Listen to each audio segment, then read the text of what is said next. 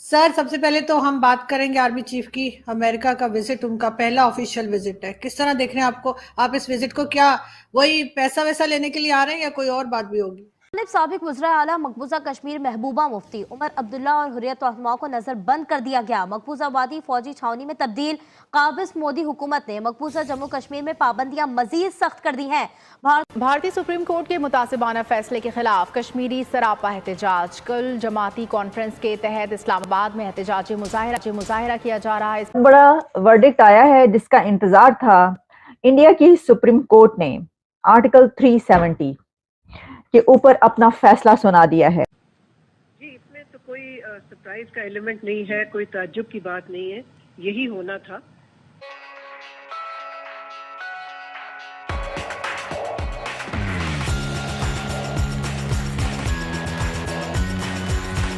देखें, एक तो मैं इसको फोरकास्ट करने की कोशिश कर रहा हूं, देख रहा हूं कि इससे क्या चीजें अनवाइंड होंगी, क्या हो रहा है। उसमें मैं ये जरूर बताना चाहूंगा कि इस वक्त आप कंप्लीटली आजकल कुछ दिनों के लिए आप अमेरिका के कैंप में बिल्कुल बैठे हुए हैं। वो जो चाइना की तरफ से आपने दरवाजा बंद किया हुआ है, या उन्होंने भी दरवाजा बंद कर दिया। आपने क्या बंद करना था कि एक तो आपने पहले उनके बहुत ज्यादा पैसे आपने खाए, सी पैक के हवाले से आपने पीजे वीजे यहाँ खरीद लिए पापा जान के, एक तो वो था। फिर उनको इतराज था कि हमारी जाने, हमारे इंजीनियर्स जो हैं उनको कोई नुकसान ना पहुंचे, वो भी ना आप कर सके। और उसके बाद मुसलसल आप वो जो भी यहाँ काम करते हैं, आपके ब्यूरोक्रेसी जो है, रेड टेप है, उनसे रिश्वत मांगती है, नाराज है वो आपसे बहुत। और एक तो ये वजह है। दूसरा, उनका अपनी जो इकानमी है वो भी स्लगिश है आजकल। उनका अभी तक सप्लाई चेन रिस्टोर नहीं हो सका। आपको तो मुसलसल पैसों की जरूरत होती है, डॉलरों की। तो कोल्ड वार के चक्कर में अमेरिका ने फिर थोड़ा बहुत आपको करना शुरू कर दिया IMF के जरिए, क्योंकि ultimately IMF is their product. लेकिन इसकी टाइमिंग मैं बताना चाहूंगा कि मैंने अपने एज ए पॉलिटिकल साइंटिस्ट में समझता हूं कि अमेरिका में आ रहे हैं, तो अमेरिका किस पोजीशन में है। दो तीन चीजें मेरे ख्याल में। एक तो आर्मी चीफ का पहला दौरा है फरवरी में। यहाँ पे कुछ चैटर उड़े थे कि शायद आसिम मुनीर साहब ने कोई खुफिया दौरा किया। बाद में जो है ISPR ने उसकी क्लैरिफिकेशन दी थी। लेकिन इस दौरे की इसकी सिग्निफिकेंस क्या है, हमारे पाकिस्तानी एस्टेब्लिशमेंट क्या इससे एक्सपेक्ट करेगी और क्या गिले शिकवे होंगे। एक तो यहाँ पे सबसे पहले बात ये की जाएगी कि दोहा एग्रीमेंट की तालिबान जो है वो खिलाफ वर्जी कर रहे हैं। उनकी लैंड जो है वो पाकिस्तान के अंदर दहशतगर्दी के लिए इस्तेमाल हो रही है। एक तो ये गिला देंगे। दूसरा सबसे बड़ा गिला जो देंगे, उसके साथ पैसों का भी मुतालबा करेंगे, वो ये कि आप जो वहां पे असला छोड़ के गए हैं, अमेरिकन असला हमारे खिलाफ इस्तेमाल हो रहा है, आप उसमें हमारी मदद करें, या तो असला दें या पैसे दें, तो हम उसको किस तरीके से डिफेंड करेंगे अपने आप को। ये दो चीजें मेरे ख्याल में। और दूसरा, साउथ चाइना सी के हवाले से बातें करेंगे, भारत के खिलाफ, भारत के लिए कुछ उनके गिले शिकवे करेंगे, और ये सारी चीजें वो एक्सपेक्ट करेंगे कुछ पैसे वैसे दिए जाएंगे, असला दिया जाए।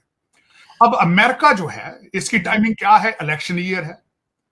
पहले यूक्रेन को पैसे दे दे के भूखा हो चुका है अमेरिका, अब उनके पास पैसे मौजूद नहीं है। अब वो इजराइल को पैसे भी दे रहा है, असला भी दे रहा है, और उनके पास ये दोनों चीजें खत्म होती जा रही है। कल कहीं से मैंने एक चैटर सुना है कि अमेरिका ने इजराइल को कह दिया है कि वो 1 महीने से उनको ज्यादा मजीद इमदाद नहीं दे सकते।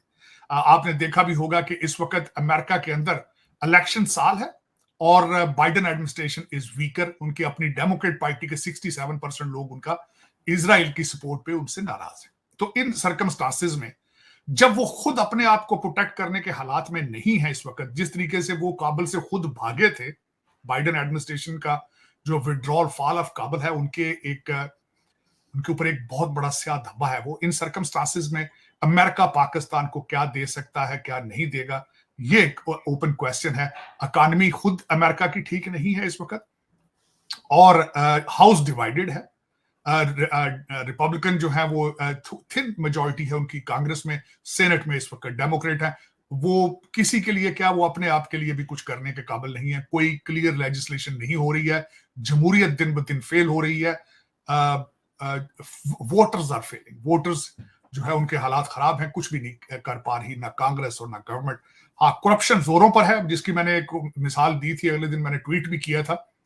अफसोसनाक असल चेहरा अमेरिका का ये है इस वक्त जो डेमोक्रेट पार्टी है वो $106 बिलियन मांग रही है यूक्रेन और इजराइल के लिए। और वो क्यों मांग रही है ये भी बताना चाहूंगा। लॉयड ऑस्टिन जो कि इस वक्त हमारे सेक्रेटरी ऑफ डिफेंस है, यहाँ पे रेथियान एक कंपनी है डिफेंस कॉन्ट्रैक्टर है, उसके बोर्ड ऑफ डायरेक्टर पे रहे हैं। और दूसरा बंदा टोनी बिल्कन जो उनके साथ हमारे सेक्रेटरी ऑफ स्टेट हैं, वो बोइंग के एडवाइजर रहे हैं, उनके कंसल्टेंट रहे हैं। और साथ में इनका असली चेहरा इसलिए दिखाना चाहूंगा कि कोविड नहीं, जो COP 28 थी, दुनिया के कार्बन फुटप्रिंट के ऊपर अमेरिका का कंट्रीब्यूशन 29% है। अफसोस के उसके लिए उन्होंने सिर्फ $15 मिलियन दिए। तो इससे दो चीजें नजर आती हैं, एक तो इनके पैसे खत्म हो गए, इनके पास पैसे है नहीं, और दूसरा डबल चेहरा ये है कि इन्वायरमेंट में सबसे ज्यादा पोल्यूशन इनका, और पेरिस अकॉर्ड में इनका जाना, डोनाल्ड ट्रंप के खिलाफ बोलना, हर वक्त कहना कि फॉसिल फ्यूल का हम अल्टरनेट ढूंढेंगे, अमेरिका के अंदर हम अब पेट्रोल वाली गाड़ियां नहीं चलने देंगे। लेकिन जब COP 28 है वहां 15 मिलियन इन्होंने दिया है, जबकि UAE ने 100 मिलियन दिया है। यूके जो कि खुद बैंक्रप्सी के सर पर है, $60 मिलियन उन्होंने दिए। तो इस वक्त अगर COP 28 को अमेरिका 15 मिलियन दे रहा है तो पाकिस्तान को कितने बिलियन का वो दिखाएगा, मेरा मकसद है कितनी मदद कर सकता है। आर्टिकल 370 को वैलिडेट कर दिया है और इसमें इंडिया की पार्लियामेंट की जीत है और मोदी सरकार की जीत भी कही जा रही है। ये एक ऐसा वर्डिक्ट था जिसका इंतजार था बहुत दिनों से, और इसके ऊपर आज ये फैसला सुना दिया गया है, का इंटेग्रल पार्ट है। और इस फैसले को जो कि पार्लियामेंट ने किया था उसको वैलिडेट किया गया है। अब इसमें जो जज साहब है उन्होंने बहुत कुछ कहा है, वो कानूनी नकात बयान किए हैं, हम उसमें इतना ज्यादा नहीं घुसने की कोशिश करेंगे, लेकिन हम कुछ पॉइंट्स तो जरूर आपके सामने रखेंगे। और वो पॉइंट्स रखने से पहले मैं आपको ये बताना चाहती हूँ कि इस सिलसिले में इस वक्त हो क्या रहा है। इस वक्त इंडिया के प्राइम मिनिस्टर नरेंद्र मोदी साहब जो हैं उनकी तरफ से एक ट्वीट आ चुकी है और उन्होंने इस फैसले का खैर मकदम किया है। और प्राइम मिनिस्टर नरेंद्र मोदी की तरफ से कहा गया है, today's supreme court verdict on the abrogation of Article 370 is historic and constitutionally upholds the decision taken by the Parliament of India on 5th August 2019. It is a resounding declaration of hope, progress and unity for our sisters and brothers in Jammu and Kashmir and Ladakh. The court, in the profound wisdom, has fortified the very essence of unity that we as Indians hold dear and cherish above else. लेकिन जो मर्जी supreme court करे हिंदुस्तान का और हुकूमत जो उनकी है वो जो मर्जी कहे, लेकिन जो मकबूजा जम्मू एंड कश्मीर है उनकी जो आवाम है वो कभी नहीं इसको मानेंगे कि वो भारत का हिस्सा है। ये एक डिस्प्यूटेड टेरिटरी है इंटरनेशनल लॉ के मुताबिक, यूनाइटेड नेशन सिक्योरिटी काउंसिल के मुताबिक। तो इस किस्म के फैसले से जो कश्मीरी आवाम है उन पे कोई असर नहीं पड़ेगा। अच्छा मलिया साहिबा, मैं अशफाक सती अर्ज कर रहा हूं। मैं ये जानना चाह रहा था बेसिकली कि obviously we are not surprised, लेकिन हम कर क्या सकते हैं? What can we do about it? What can Pakistan do about it? देखिए, हमारा जो मकसद है वो आर्टिकल 370 से नहीं है, वो है भारत ने जो कब्जा किया हुआ है जम्मू एंड कश्मीर पे और जो कितनी डेकेड से जो चल रहा है। तो हम इसके बारे में जाहिर है हमारी जो मुहिम होती थी जम्मू एंड कश्मीर के हवाले से, मकबूजा जम्मू एंड कश्मीर के हवाले से इंटरनेशनल लेवल पे सिफारती मुहिम जो थी, हमें उसको फिर से रिवाइव करना चाहिए। और कम से कम हमें जो यूनाइटेड नेशन की ह्यूमन राइट्स काउंसिल है वहां पर एक रेजोल्यूशन पास करवाना चाहिए। मेरा ख्याल है कम से कम हमें ये करना चाहिए।